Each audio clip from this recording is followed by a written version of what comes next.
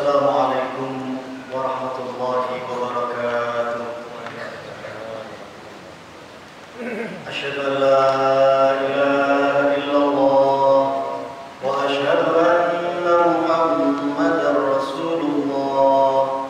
Asyhadu an la ilaha illallah wa asyhadu anna Muhammadar Rasulullah. Asyhadu an la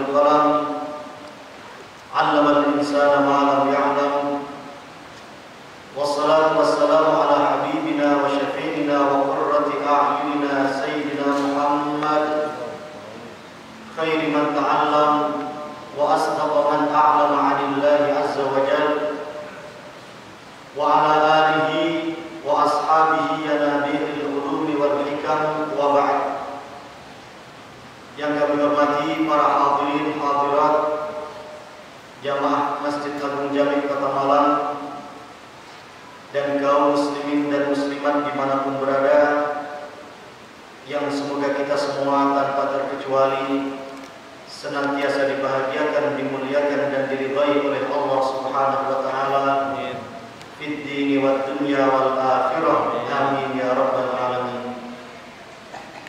Kajian kita Dhawul Misbah sampai pada halaman yang ke-10, poin pembahasan yang ke-14,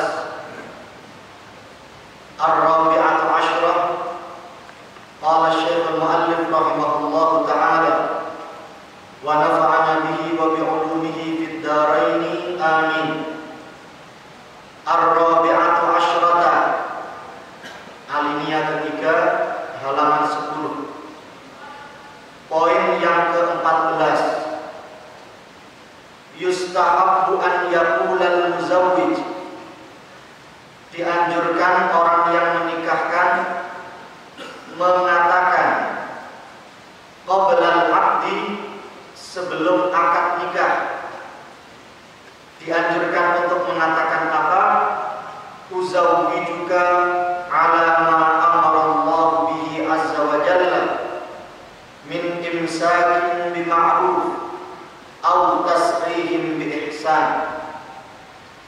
Setelah itu, setelah prosesi akad nikah selesai, wa an yad'uwa lahuma ba'dal aqdi bil khairi wal barakah, dan dianjurkan pula orang yang menikahkan atau biasanya tokoh agama, ulama, kiai, ustaz yang hadir dalam prosesi akad nikah itu dianjurkan untuk mendoakan kedua mempelai ba'dal aqdi, setelah akad, didoakan bil khairi wal barakah, semoga senantiasa mendapatkan kebaikan dan keberkahan. Al barakah al khairu katsir, yang dimaksud dengan berkah, kita sering mengatakan mugi-mugi barokah. Barokah itu artinya al khairul katsir, kebaikan ingkang kathah, kesayang ingkang kathah. Meskipun sedikit, tapi kalau barokah, insya Allah manfaatnya banyak. Apalagi banyak, terus juga barokah. 5 rawa Abu Hurairah.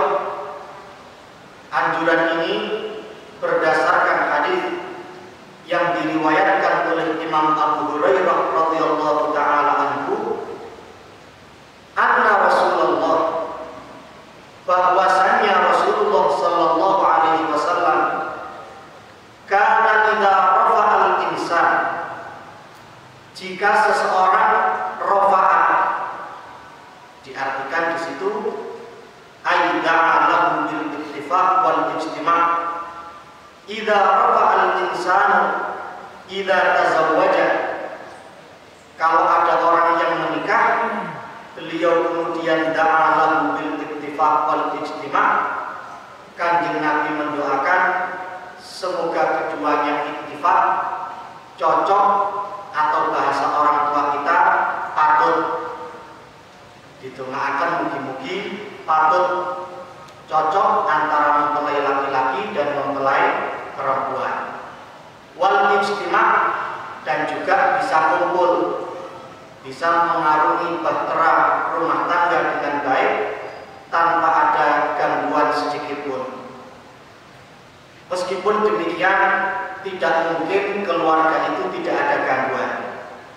Makanya doa yang diajarkan oleh Kanjeng Nabi dawuh dalam bahasa doa, qala barakallahu laka wa baraka 'alaika wa jama'a bainakuma fi khair. Barakallahu laka, semoga Allah memberkahimu, wa baraka 'alaika, dan semoga Allah senantiasa memberkahimu. Ini nanti kita terangkan apa bedanya barakallahu laka pakai kalimat laka, dan yang kedua wa baraka 'alaika menggunakan kalimat 'alaika.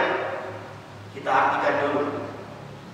Wa jama'a bainakuma fi khair, semoga Allah Subhanahu wa taala mengumpulkan antara kedua kalian fi khairin, dalam kebaikan.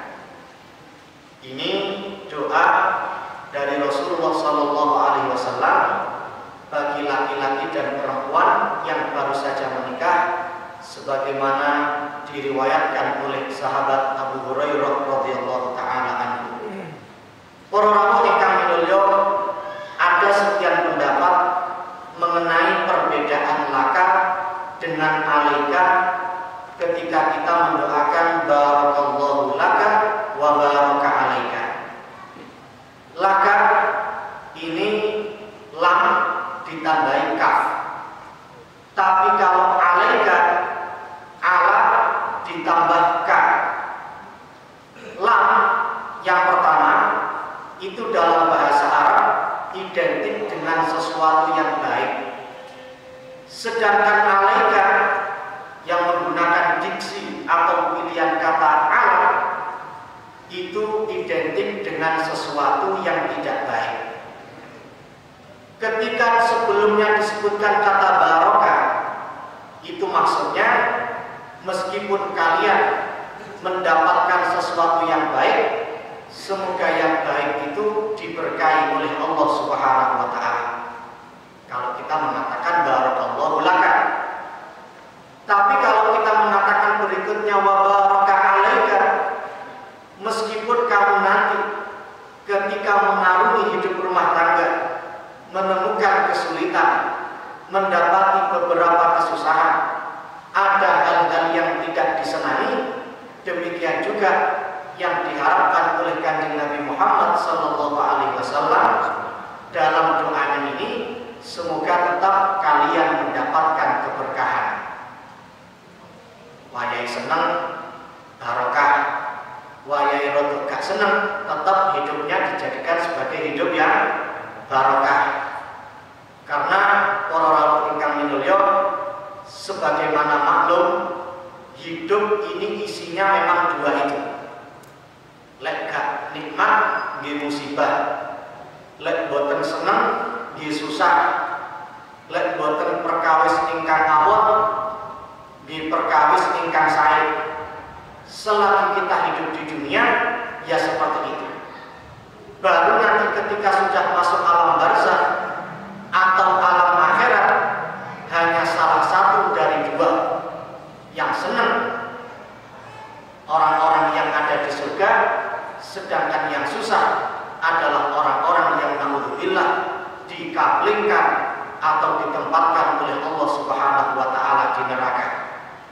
Allahumma ajirna minan nar, amin ya rabbal alamin. Sekali lagi para rawuh ingkang minulya, itu di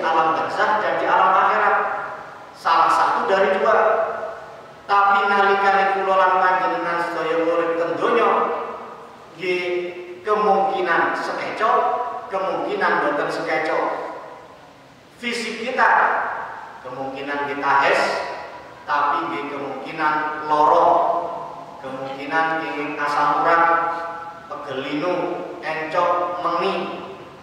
Niku sampun hiasan dunia, kembangane urip nggih mboten niku.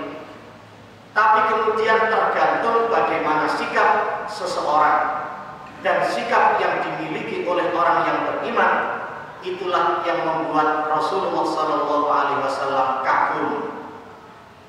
Ketika dikatakan di sini donya lek boten nikmat di musibah, ekonomi kadang di atas, kadang di bawah. Kalau memang kenyataannya seperti itu, Kanjeng Nabi dawuh, ajaban li amril mukmin. Saya sangat kagum atau sungguh mengagumkan perkaranya orang yang beriman. Idza asabahul khairu syakar. Jika dia mendapatkan kebaikan, dia bersyukur. Mendapatkan nikmat, dia mensyukuri nikmat itu. Dan pengertian syukur nikmat adalah Allah yuqsa bi ni'ami. Nikmat dari Allah jangan digunakan untuk bermaksiat kepada Allah Subhanahu wa taala. Sedangkan nikmat yang kita rasakan, yang kita dapatkan di dunia ini pasti berasal dari Allah Subhanahu wa taala. Semua nikmat, seluruh nikmat yang itu datangnya dari Allah Subhanahu wa taala, jangan sampai kita gunakan untuk bermaksiat kepada Allah Subhanahu wa taala. Kalau itu yang kita lakukan, nikmat HP misalnya digunakan untuk ketaatan, digunakan fasilitas dakwah, ada laptop, ada komputer digunakan untuk dakwah, berarti ini makna syukur nikmat. Tapi sebaliknya, kalau kita mendapatkan alat teknologi yang canggih, punya HP, punya Android, punya tab, na'udzubillah min dzalik, kalau digunakan untuk maksiat, berarti kita tidak syukur nikmat, karena nikmat dari Allah sekali lagi digunakan justru bermaksiat kepada Zat yang memberikan kepada kita nikmat, yakni Allah Subhanahu wa taala. In asabahul khairu syakar. Jika dia mendapatkan nikmat, dia bersyukur. Dan sebaliknya orang yang beriman, wa in asabahu syarru sabar.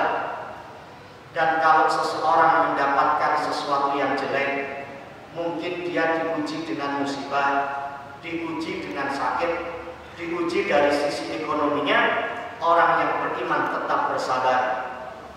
Mungkin dia ngapunten hidupnya dipenuhi dengan keterbatasan, kemiskinan, keterbatasan dan kemiskinannya tidak mengubah dia untuk tetap taat kepada Allah Subhanahu wa taala. Kathah utangi, dililit hutang dan lain sebagainya, dia tetap istiqomah salat 5 waktu, ditambahi dengan salat sunnah yang lainnya, dia tetap istiqomah menjalankan kewajiban puasa dan seterusnya. Orang ini sabar dalam menghadapi musibah yang dia terima, sabar dalam arti tetap dia taat dan istiqomah menjalankan ibadah kepada Allah Subhanahu wa taala. Kalau kemudian sekali lagi benang merah yang pertama, isine donya niki lek boten sekeco, nggih boten sekeco. Kadang nikmat, kadang musibah. Terus disikapi, tinggal sikapnya antara syukur dengan sabar. Itulah karakter orang beriman yang membuat takjub, membuat Rasulullah SAW merasa bangga. Dan kedua-duanya sama-sama baik. Orang yang syukur niku sae, tiang ingkang sabar nggih sae. Makanya dikatakan asyakiru was-sabiru fil jannah. Orang yang syukur dengan orang yang sabar itu tempatnya sama-sama di surga. Makanya dalam hal ini ada anekdot di malam hari seorang suami dan istri, suami istri yang masih pengantin baru kemudian ngobrol bercengkrama. Kebetulan sing jalur niki elek, mboten ganteng. Lah sing wedok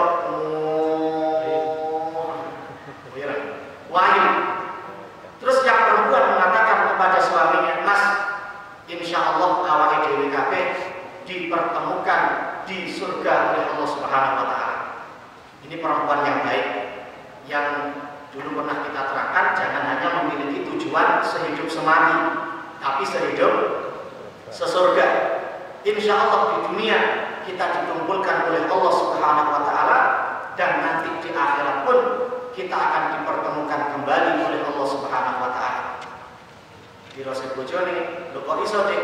Nggih, soalnya kita ini sama-sama memiliki karakter penghuni surga. Sama-sama kita ini syukur dan sabar. Sampeyan Mas sing gak pati ganteng kok oleh aku sing ayu, sampeyan syukur Mas. Sampeyan udah berterima kasih, matur suwun, terima kasih kepada Allah Subhanahu wa taala. Sampeyan syukur, lah aku sing wayu oleh sampeyan sing elek, aku sabar Mas. Aku sabar. Ternyata harus loh. Biro sing jalan adik, tak kira mau melem tiba ingin nyetrek-nyetrek. Ini sekedar menjadi contoh bahwa orang yang syukur dengan yang sabar itu tempatnya sama-sama di surga. Ketika seorang manusia sudah menyempurnakan imannya, sudah membentuk mahligai rumah tangga, isi dunia yang musibah dan kadangkala nikmat itu, atau nikmat yang kadangkala musibah itu makin terasa. Bagaimana perkara yang kecil menjadi besar, bagaimana ujian-ujian dalam rumah tangga ini tidak bisa tidak pasti akan dihadapi oleh seseorang. Barangkali anak-anak muda sekarang membayangkan pernikahan itu sesuatu yang indah, suatu jalan yang dilapisi karpet merah, yang dipenuhi bunga, yang semerbak mewarna. Tapi ternyata kalau benar-benar dialami, dijalani kehidupan rumah tangga, ujian ternyata lebih terasa daripada dia belum menikah. Makanya kemudian resep dari Rasulullah, barakallahu laka wa baraka alaika. Kalau mendapatkan kebaikan, tetap kamu diberkahi. Kalau barangkali sementara waktu kamu dipuji oleh Allah Subhanahu wa taala, juga berkat ujian yang kamu sikapi dengan sabar tadi itu, kamu mendapatkan keberkahan dari Allah Subhanahu wa taala. Ini sudah menjadi hukum alam bahwa kita mengenal yang diistilahkan dengan titik kulminasi. Tidak ada yang sempurna di dunia ini. Sesuatu kalau sudah mencapai titik kesempurnaan, mau mendekati, selagi karakternya adalah makhluk, itu pasti akan kembali ke awal lagi. Fisik, ketika kita muda, kita merasakan fisik yang sangat prima, yang sangat kuat, jorot yang malam kahes, tapi tidak bakal abadi.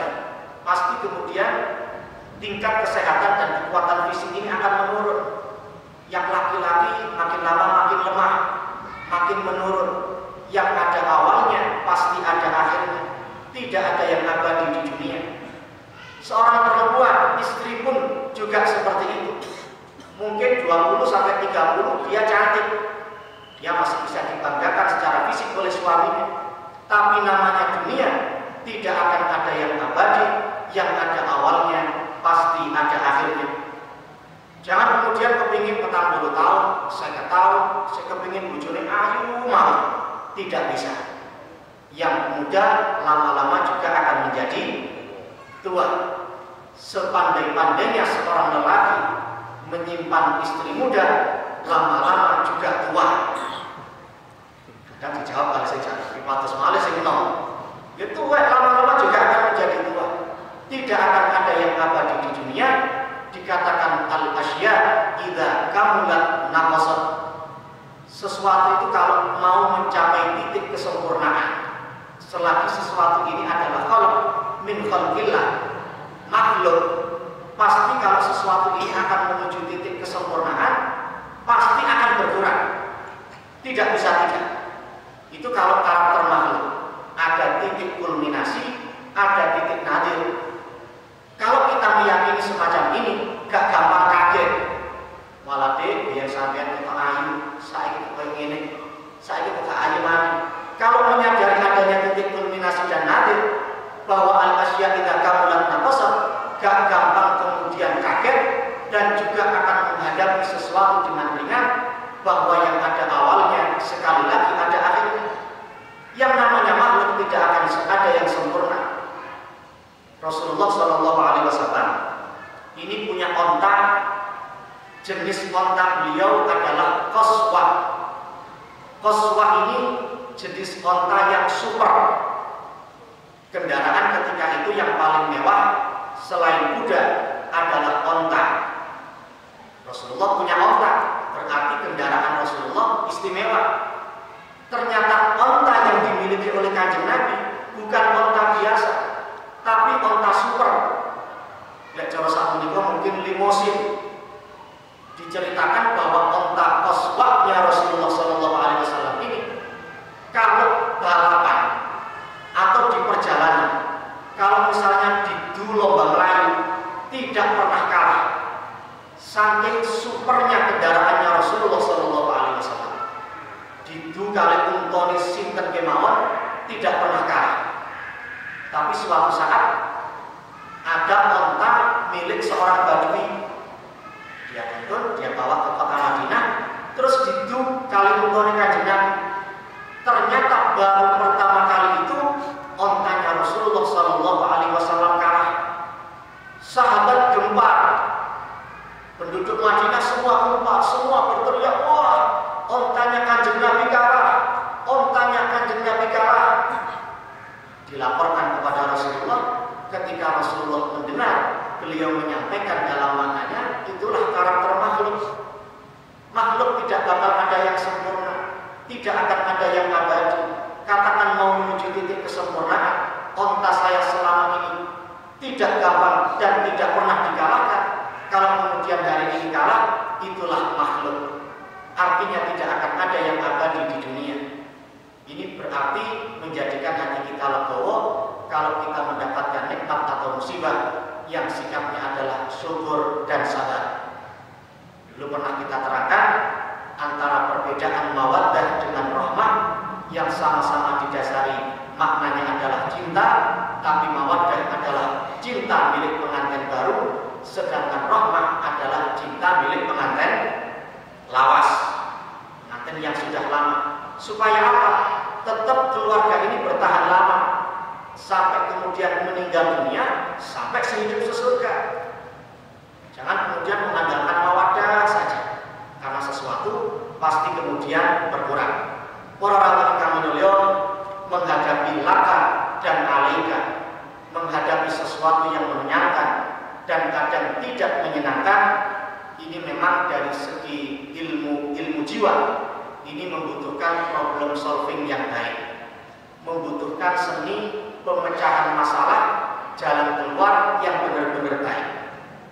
Kita memang kadang membutuhkan yang ideal, tapi kadang kita juga harus realistis. Dan kadang yang tidak idealis itu yang kadang bisa menjadi jalan keluar. Cuma yang perlu kita perhatikan dan kita harapkan, jangan sampai jalan keluar ini keluar jalan. Kita kadang membutuhkan seni. Sekali lagi, menghadapi ujian-ujian di dalam rumah tangga antara laka dengan alaika, sekali lagi membutuhkan seni. Makanya kita kadang mikir, gak ada salahnya meskipun sudah rabi, manten lawas, masih menggunakan rayuan-rayuan sing rodok gombal, niru-niru sing dilakoni lari nem-nem sakmenika ya. Yen apa sih biasanya ayahmu seorang astronot ya? Lo kok tahu? Apakah orang tuamu seorang ahli ilmu perbintangan? Lo kok tahu? Ya, karena ada bintang di matamu. Atau mungkin bukan coba kelihatan. Ayahmu penjual cabai. Lo kok tahu? Ya soalnya ada cabai di gigimu. Selilitan nih bilang ini. Kadang seni problem solving yang semacam ini, ketika kita memahami, kalau seorang perempuan misalnya, perempuan itu kalau sudah menikah, yang harus dia taati pertama adalah suaminya, kalau dia perempuan. Tapi kalau dia seorang laki-laki, tetap seorang laki-laki yang sudah menjadi suami, yang harus didahulukan dalam ketaatan adalah ibunya.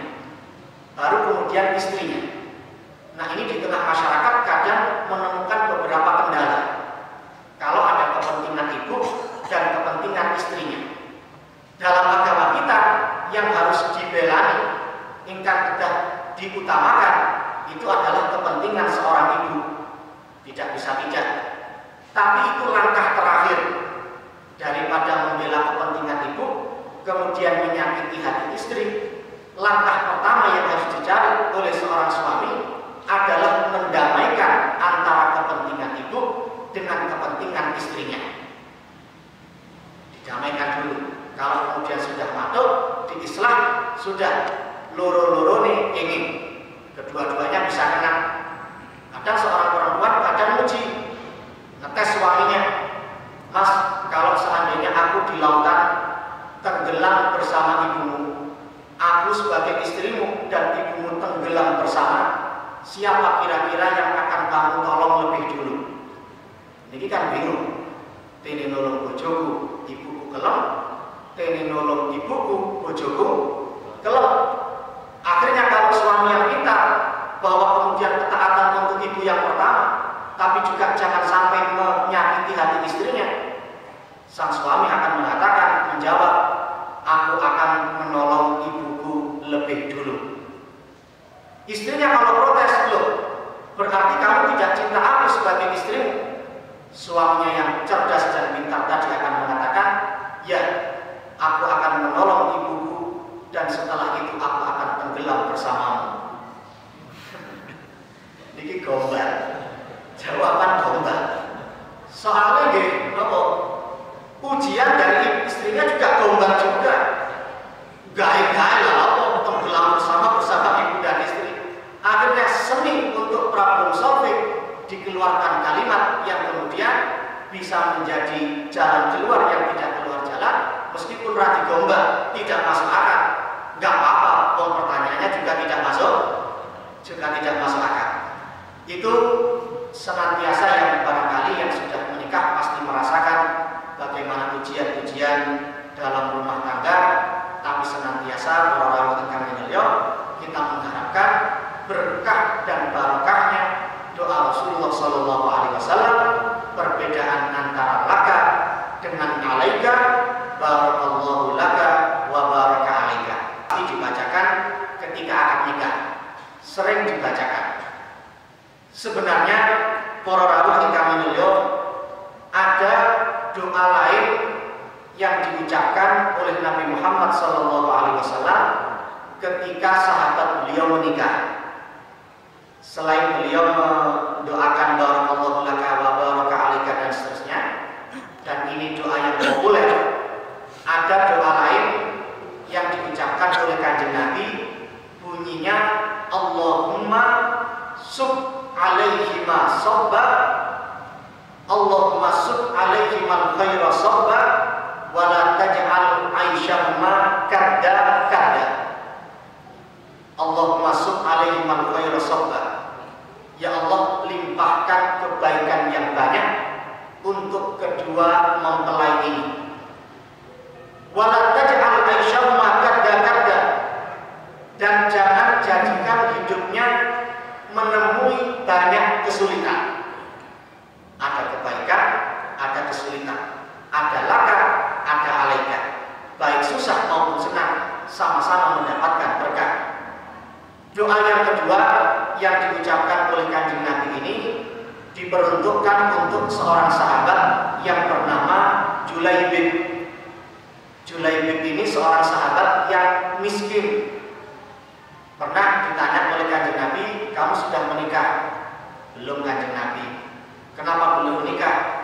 Saya ini seorang lelaki yang miskin, wahai Rasulullah. Kalau kamu saya nikahkan, kamu mau? Dikurun, Kanjeng Nabi. Tidak lama setelah itu kok dilalah ada seorang lelaki, seorang ayah yang menawarkan anaknya atau putrinya yang sudah menjadi janda. Ditawarkan kepada Rasulullah.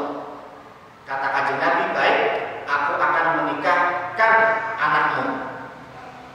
Alhamdulillah, Kanjeng Nabi, insya Allah siap. Saya siap menikahkan putri panjenengan, putri saya untuk panjenengan. Dikira oleh sang ayah akan dinikahkan dengan Kanjeng Nabi, akan dinikahi sendiri oleh Rasulullah.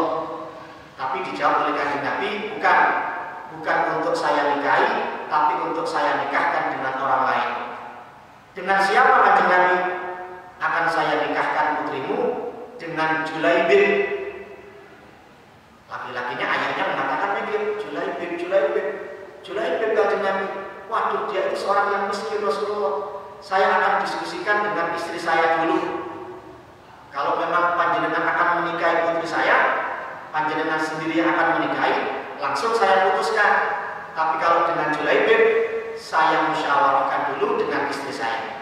Pulang, Rasulullah akan menikahkan putri kita dengan Julaibib, kata suami kepada istrinya.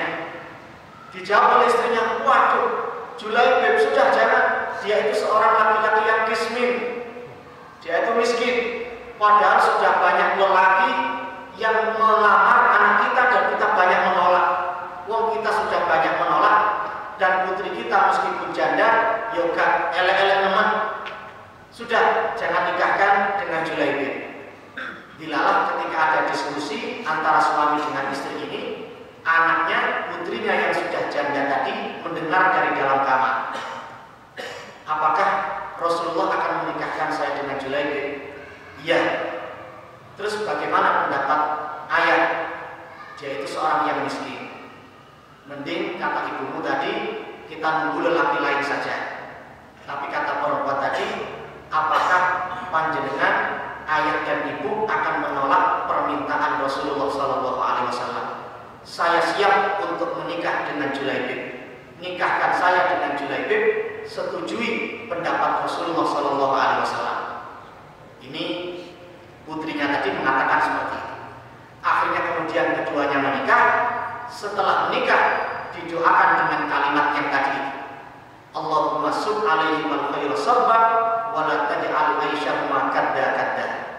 Dan benar, memang kemudian mengapa doa ini kok tidak banyak ditiru oleh orang untuk dibacakan mengiringi barakallahu laka wa baraka alaika.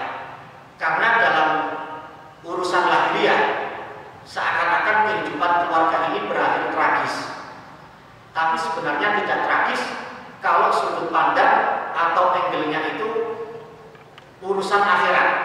Akhiratnya saya, meskipun secara lahiriah kasusnya tragis. Bagaimana tragisnya?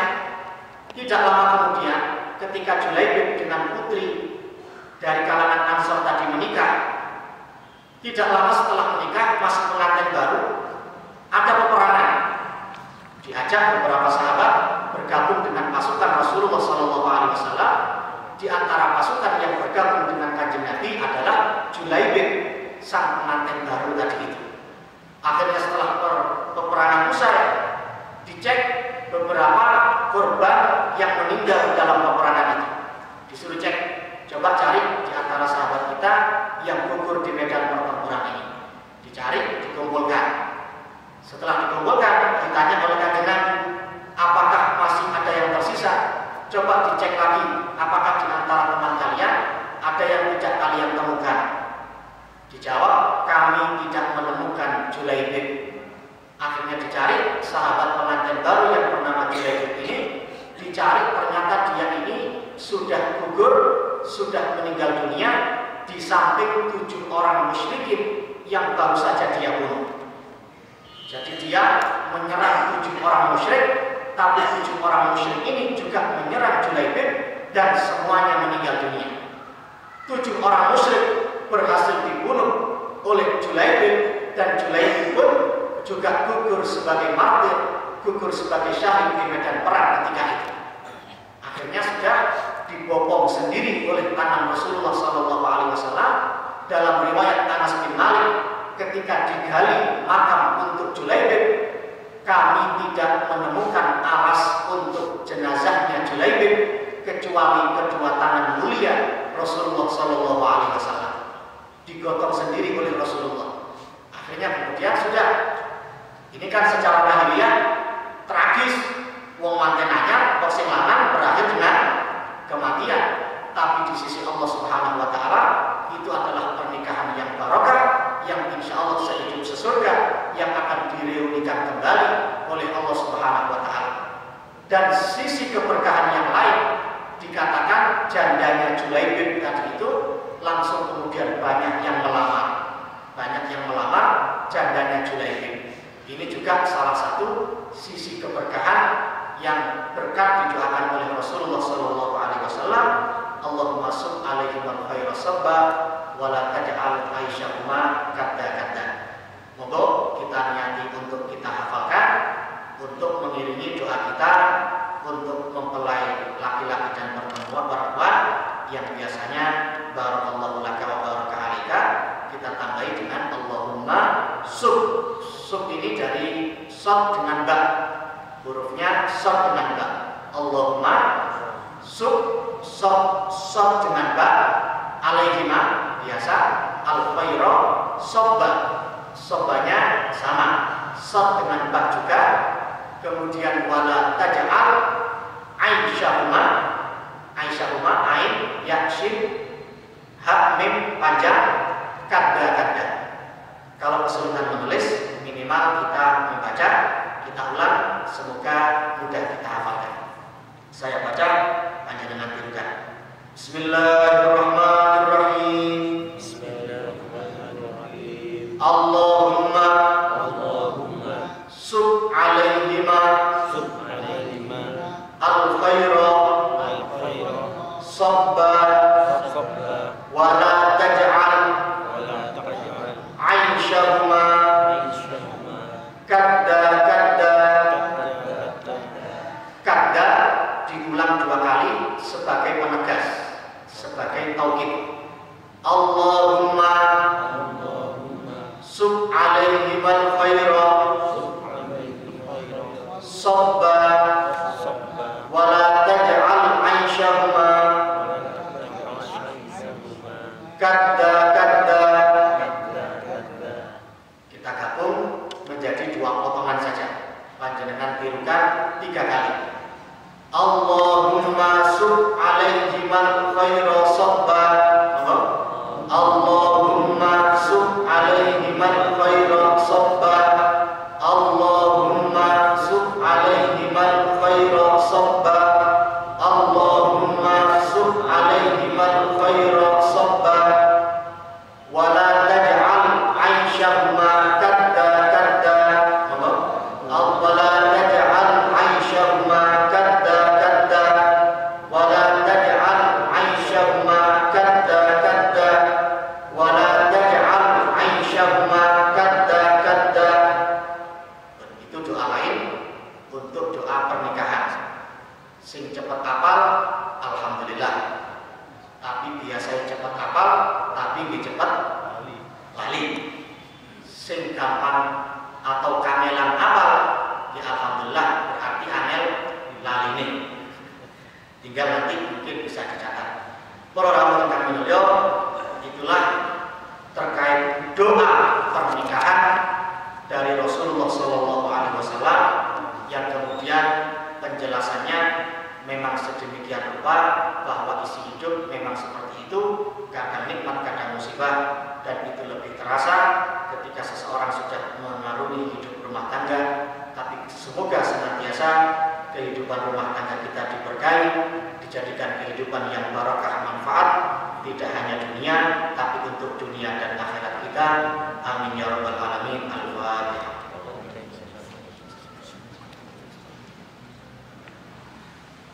Wallahu musta'an wa billahi. Wassalamualaikum warahmatullahi